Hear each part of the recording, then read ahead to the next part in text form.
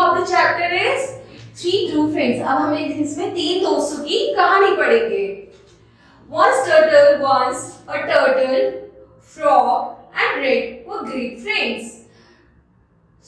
They shared a home in a field near the ocean. They spent the afternoon sitting in the sun. The turtle would often say to frog, "What a finely smooth skin you have!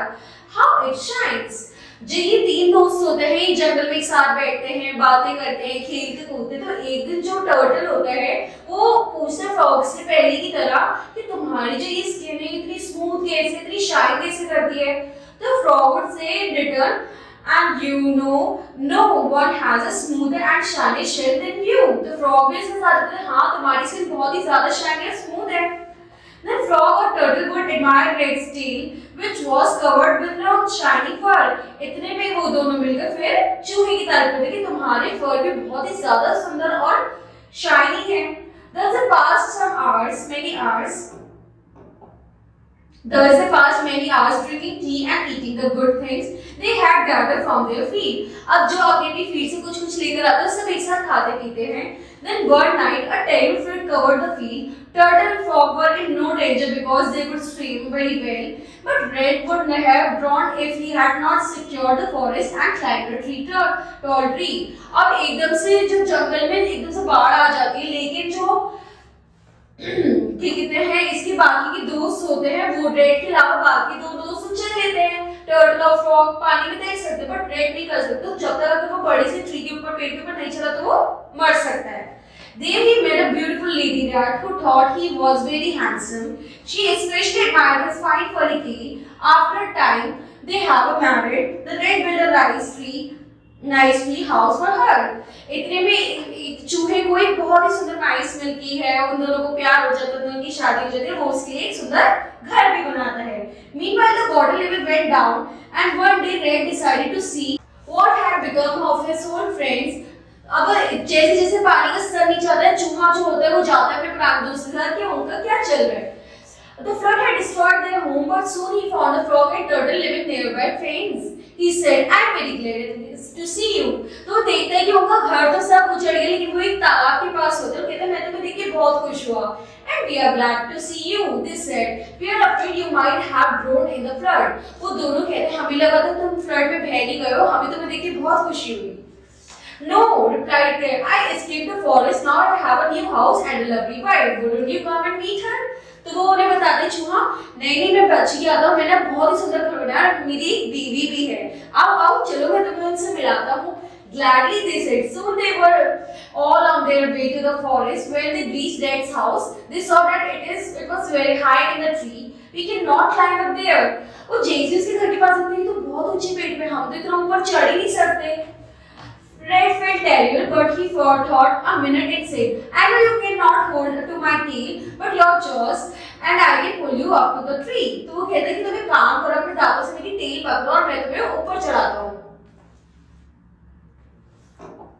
Turtle decided to go first and took Rat's tail in his jaws, and Rat began to climb.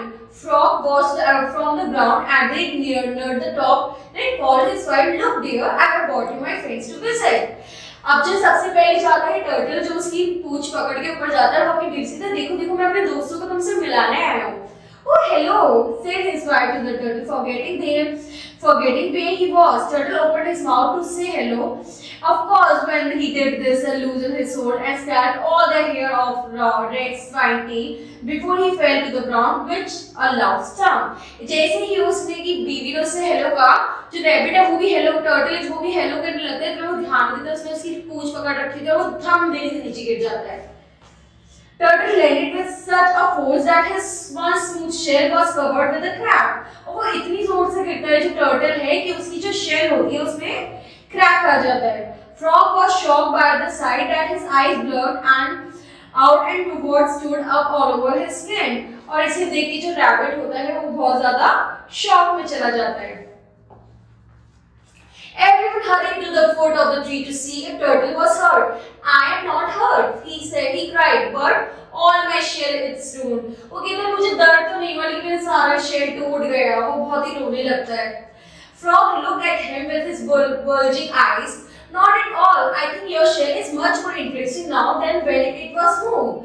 He said, but look at me, I have become ugly. इतने में वो कहता है उसका दोस्त कि नहीं तुम और ज्यादा सुंदर लगने लगे, कि कहता है कि तुम बिल्कुल बुरे नहीं लग रहे.